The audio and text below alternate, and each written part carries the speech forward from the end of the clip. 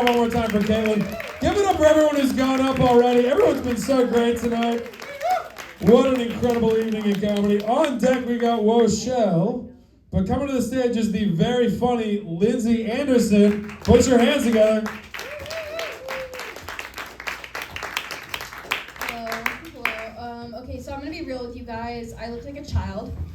I am fully aware of this fact. So just to establish it right off the gate, I am old enough to be here. No, I am not two rascally toddlers standing on top of each other in a trench coat. See? Okay, there, we got it out of the way, good. No, telling me that I look young is kind of the first thing people like to do when they meet me. And they always phrase it in a way that is not a compliment. You know, they're like, hey, you're gonna look so good someday. Like, don't I look good now? What the fuck? Like, and the thing, they're like, no, you don't get it. Like, someday when you're 60, you'll look 30. Who wants to look 30? There are full industries made so that women don't look 30. Like, I'm a woman in comedy. If I look 30, that's how you know it's time to take me out back and euthanize me like a horse on Little House on the Prairie, you know? Just gun to my head, there we go, I'm out. No, also looking young really sucks in terms of dating, you know? Because when you look like this, there are only two types of guys that want to date you. That is actual children and pedophiles. And you know you're fucked when the better of two options is the pedophile. Like, I think looking young is the whole reason that I didn't have a boyfriend in high school. Although my mom would say it's because I was picky, which, you know, is mom for, I'm pretty sure you're a lesbian, but I don't want to have that conversation with you right now. But no, like, I tried really hard. Case in point, okay, this new kid moved to town when I was a sophomore in high school, and I knew we'd be perfect for each other because he was the same height as me. So his options were pretty short, and I learned everything about him so that we would be the perfect match. And then in front of our shared PE class, I asked him to homecoming. It was very brave, very ballsy, and I'll never forget what he said to me. He looked me straight in the eyes because we're the same height, and he said, "Ew, I would never date you. You look like you're 12." And the only thing I could think to say in that moment was, well, Cole, some guys are into that, so. Yeah, he was not, probably for the best. I will say that there is one benefit to looking like a child as an adult, and it's this, okay? I can, any day of the week, any weekday I want, I can get high as fuck. I can go to the playground down the street from my apartment, and I can go to the swings.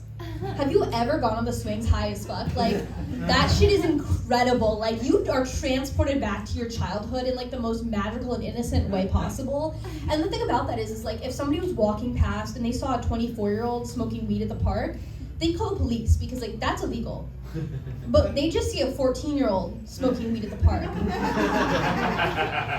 And they just think that's a cool 14-year-old, you know? Like, I didn't get the chance to be cool in middle school, but now I am. I'm so cool for a middle schooler. Like, you have no idea. I know things that they don't know, you know? Like, I'm so cool when I'm on the swings, high at the park, guys are lining up around the block just to push me. Like, I don't have to run at all. Yeah. Don't worry, they're pedophiles, so it's all legal above board. Yeah, no. If you couldn't tell by my lack of a fully formed frontal cortex, I am a member of Gen Z, which just means that I have a lot of nostalgia for the 90s, even though I spent the entire decade as a sperm. More specifically, a sperm in the balls of a nightclub DJ. Yeah, my dad was a nightclub DJ in the 90s and 2000s. It is a miracle I'm standing up here in front of you guys today and not crusted up in a sock somewhere. Yeah, no, my dad, he did this really cute thing while I was growing up. He convinced me that he was an entrepreneur. He coached me. He was like, when people ask what your dad does, it's entrepreneur, right? Because it sounds weird when a first grader is asked, you know, what do your parents do? And she says, well, my mom's a lawyer, and my dad is still really sad about the divorce. But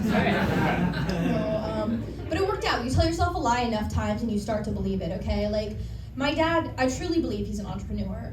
He didn't give me generational wealth, but he gave me something else. You see, recently my dad got remarried, and he met his new wife on the largest Republican dating network in the country, AA. And his new wife came with 7 adult children. So overnight, I gained 7 adult step-siblings, which combined with this space just like gives me a leg up above everybody in the porn industry. Really is the best thing he could have done for my career. Thank you so much. I've been Lindsey Anderson.